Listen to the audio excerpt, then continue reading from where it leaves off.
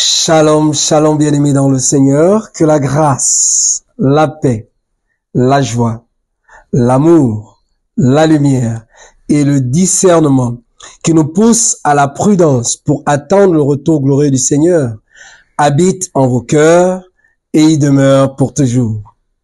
Rendons grâce au Seigneur qui renouvelle en chacun d'entre nous son souffle de vie. Bénissons-le en ce 19e dimanche du temps ordinaire de l'année liturgique C. Disons-lui notre gratitude parce qu'il nous permet de vivre notre méditation dominicale qui porte le titre de « Sois prudent et veille ». Chers frères et sœurs, dimanche dernier, le Seigneur nous rappelait que vanité de vanité, tout n'est que vanité. Pourquoi? Parce que tout ce que nous avons, tout ce que nous possédons, finiront par disparaître. Et pour ce faire, il nous invitait à avoir de la mesure, à le mettre au centre de tout ce que nous possédons. Avoir de la mesure dans la gestion de nos richesses, dans la gestion de nos biens. En fait, à le glorifier dans notre manière de posséder ce que nous avons. Aujourd'hui, il nous amène à être prudents et à veiller, car nous ne savons ni le jour ni l'heure.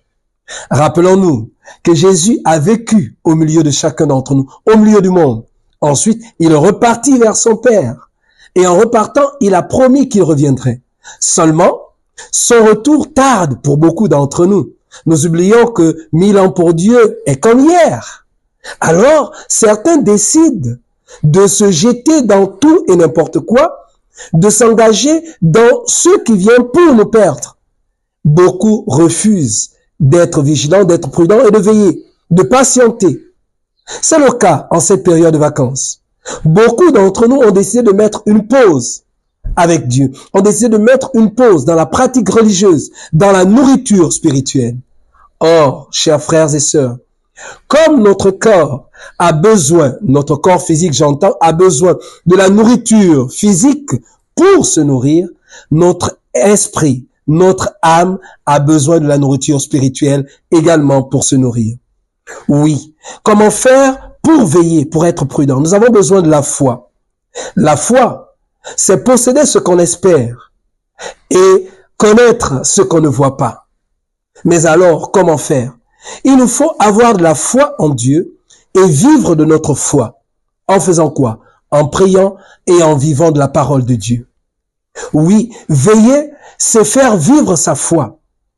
Et pour faire vivre sa foi, il nous faut pratiquer les commandements. Il nous faut agir selon la parole de Dieu. Il nous faut être totalement engagés dans nos groupes et mouvements, associations, dans nos différentes communautés, dans nos différentes paroisses. Parce que les activités que nous faisons nourrissent notre foi, nourrissent notre esprit, nourrissent notre âme et nous permettent d'être prudents. Alors, prions les uns pour les autres.